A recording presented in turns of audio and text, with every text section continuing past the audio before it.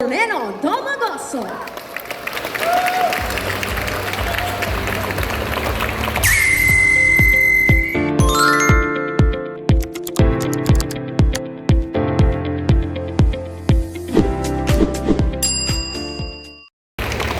Thank you.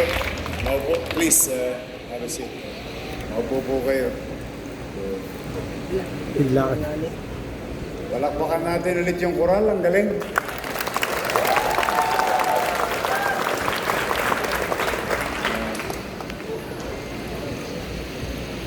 Sa ating pong pamunuan ng St. Paul at ating mga sisters, members of the faculty, department heads, teaching and non-teaching personnel, George.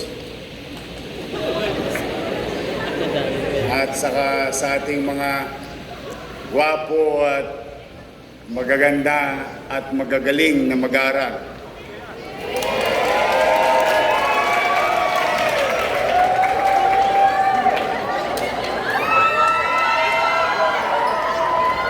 Taga St. Paul talaga, may asim pa eh.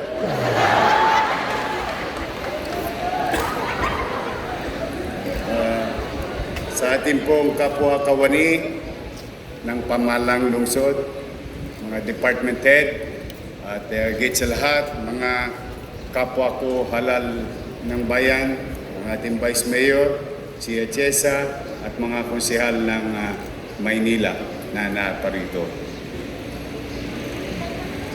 To the diplomatic community, His Excellency Daniel Hernandez Joseph, Ambassador of United Mexican States to the Philippines. Buenos dias. We've been so many malas. But I'm happy seeing you today. Her Excellency Dr. Catherine McIntosh, Ambassador of New Zealand to the Philippines. His Excellency Jing Kwan, whom I met a few weeks ago. Thank you for your visit in Manila City Hall. We are very honored. He is the Ambassador of the People's Republic of China to the Philippines. Mr. Y. Robert Ewing, Charge d'Affaires of the United States of America, the Embassy. I hope you will not leave Manila.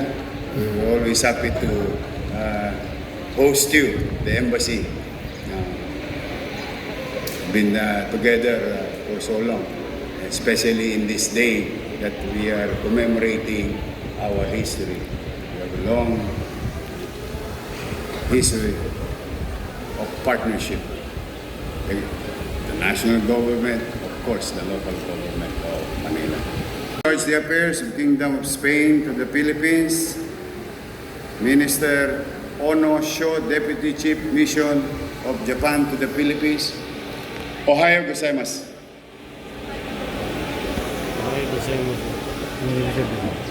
Mr. Nicholas K., Deputy Ambassador of Australia to the Philippines. Lieutenant Colonel Jason King, Defense Attaché of Canada to the Philippines. Ms. Carminda R. Arevalo, Executive Director, National Historic Commission. Welcome to Manila. In the past, our forefathers would always say, Manila is the window of opportunity. It is the Paris of days, as they call it in the past.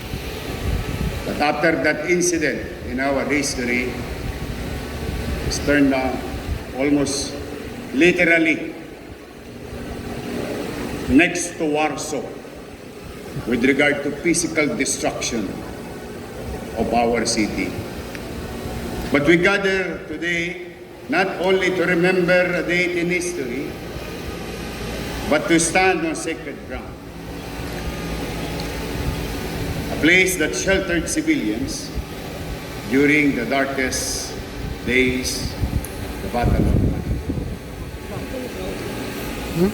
88 years ago, the city was devastated, but it was also liberated. The cause was unimaginable. lives lost, families broken, a city reduced to rubble. And yet, from those ruins, Manila rose again. As I said before, there is no way but to go up. Opo, paniwala ko po yun talagang personal. Pag ikay sadsad na, niyawa ang Diyos. Tuloy ka lamang, magsikap. There's no way to go down, but to go up. And that happened to Manila. True resilience means. Resilience is not forgetting the pain. It is choosing to rebuild despite the pain.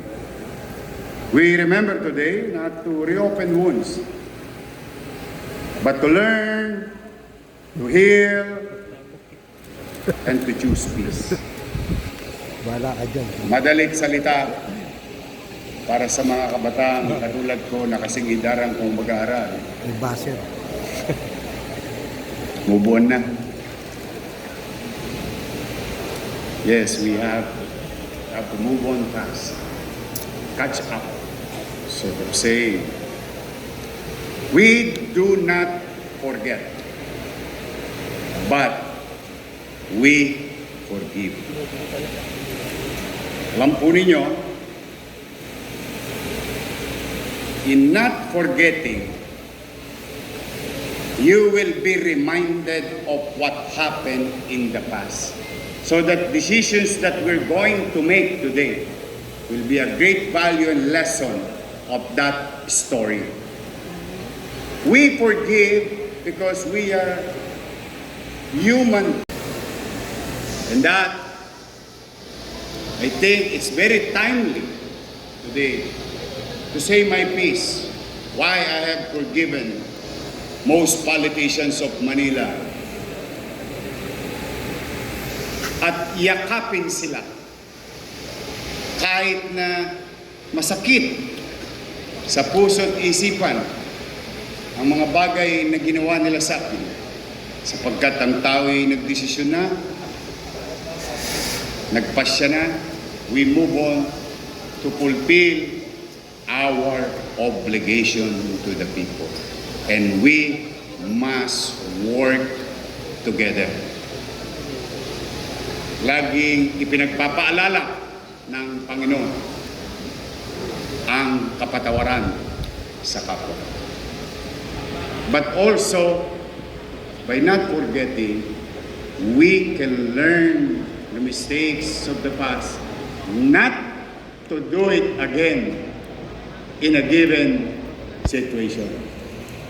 It is our North Star, those stories and mistakes. And also, at the same manner, on the other side of the river, their success will be our North Star also.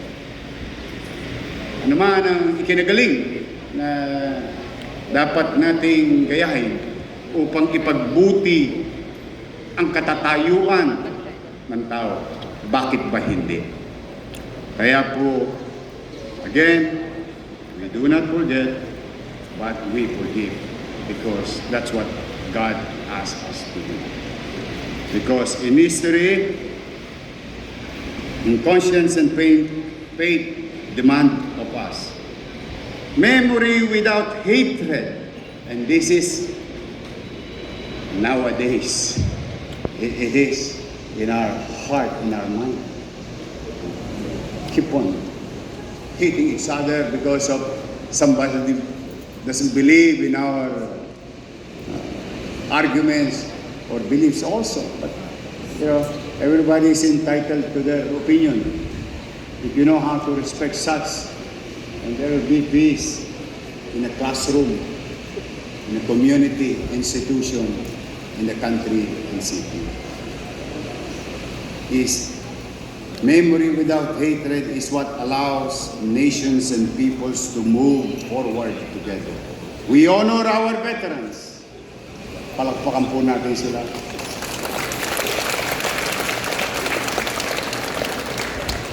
They are the living witness to a history that is not distant. Their lives remind us that memories can... Kampo ninyo, are we free today? Yes, we are. In fact, I am very proud that this country continue to practice democracy, where people choose their leader. We may agree and disagree to others, but kapag nanaig na ang boses ng tao, tayo yung magsama-sama. But freedom is not free. Hindi siya libre. May kaakibat siyang responsibilidad. You know why? Because these veterans, our veterans, paid, most of them, the ultimate price of our independence and freedom that we enjoy today. This is not only about World War II. This is also about our heroes.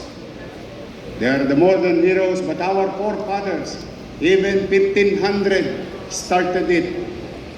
Ganun na katagal. Marami na nagbuwis. Yang mga utaw, o mga taong yaon, ipinagbayad ng pighati, pasakit, hirap, at even sukdulan, pati buhay nila, inalay nila sa atin, na siya namang tinatamasa natin bawat isa sa araw na ito at sa mga darating na. That's why, I don't know if you've been hearing me so many times, almost every week in the Yormes Hour where I address the public, I always tell, lahat ng tao ay may responsibilidad sa kanyang sarili, sa kanyang pamilya, sa kanyang kapwa, sa kanyang pamayanan at sa kanyang bayan. Kaya po lagi ko hinikayat sapagkat kakailanganin ng bawat isa sa atin na tayo magtulong-tulong sapagkat at the end of the day, sa finals tayo rin ang magkikita-kita. Walang aasahan ang isa't isa, kundi tayo rin kapwa. I'm happy with our friends, countries, nations, helping each other and helping us. Working hand in hand, economic, cultural, and all other things. But we as Filipinos, we must love each other, not hate. Ang pait sa buhay. Dahil ito'y magdudulot at magbubunga lamang ng pagkakainis, pagkakaaway-away.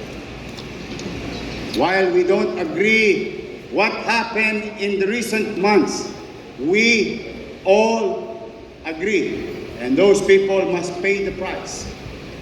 But we, as people, as institutions, as Manileños and Filipinos, must come together and continue to push forward to have a better life for our children. Yes, we have failed, and from time to time, we may make mistakes. But we have to work together with the nations, our partners, everywhere, locally, nationally, and internationally. We must. Hinihikayat ko kayo. Lalo't tanungin ninyo yung mga matatanda natin. Tanungin nyo sila. Madami na silang nakitang kasaysayan. At para bang nagpaikot-ikot lamang yung problema dati ay problema pa rin ngayon. And from this, that's why we have to achieve, pick all those low-hanging fruit But we continue to move on in a midterm, whether short-term or immediate, but definitely for the long-term development of our city and, of course, this economy. Because the threat we face today may no longer just be the bombs and bullets, but they are no less real. We see them in disasters made worse by the climate change. We see them in health emergencies that put our system to the test. We see them in disinformation, cyber threats that quietly weaken trust and divide societies. For the city like Manila, dense, coastal, and deeply interconnected, these risks are not abstract. They are part of our everyday governance. The lesson of the Battle of Manila is clear.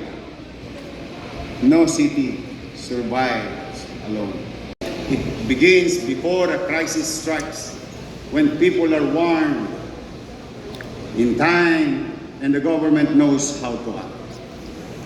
Just as the civilians once found refuge here, our people today must be able to rely on the government that is responsive and ready. This is not simply a matter of capacity, it is a matter of duty.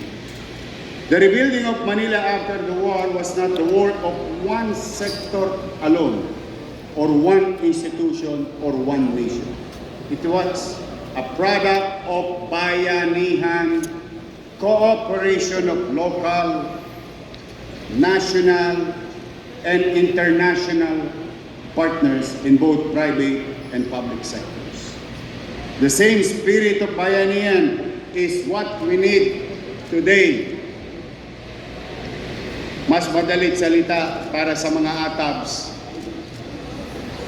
collaboration. Collab tayo. Partners with allies and institutions. Shared responsibility for peace, safety, and development. We are honored to be joined today by the members of the diplomatic community. Your presence reminds us that after the war, cooperation helped cities rise again. And that even today, peace is sustained not by isolation, but by partnership. In facing modern risks, we continue to learn from one another, share experience, and act together when it matters most. Let me repeat what remains true then and now. Let us stop hating each other. Let us not divide our minds and hearts as Filipinos. Alang pupuntahan ang toxic na buhay. Positive, good vibes. And continue to fulfill your visions and aspirations in life. Even your dreams. Mga kababayan, mga batang Maynila, mga guro, institusyon, ahensya ng pamahalang nasyonal at lokal.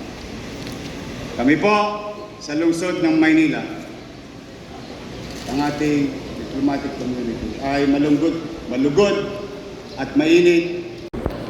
Welcome po kayo sa lungsod ng Maynila.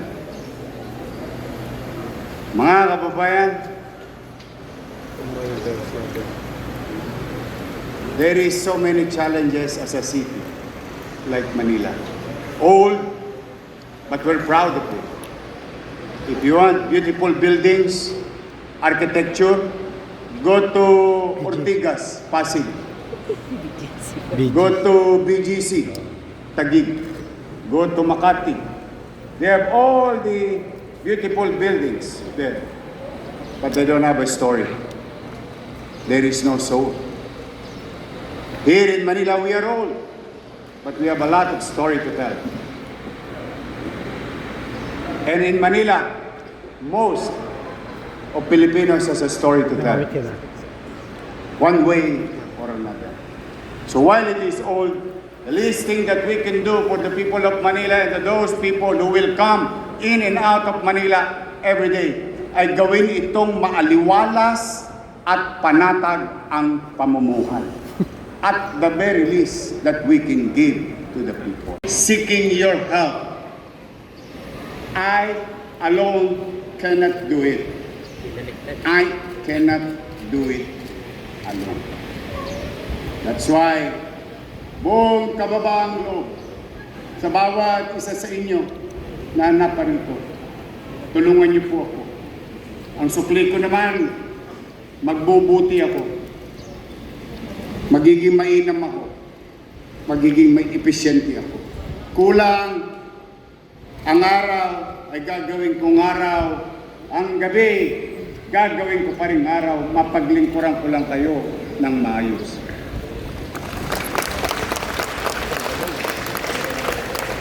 That's why, very timely today, again and again, Edit mo na lang. help me build, rebuild, make Manila prosperous, because with your help, all of us here together, we can make Manila great again. Magandang umaga at pagpalain nawa kayo ng buong may kapal. Manila! God first! God first. Thank you.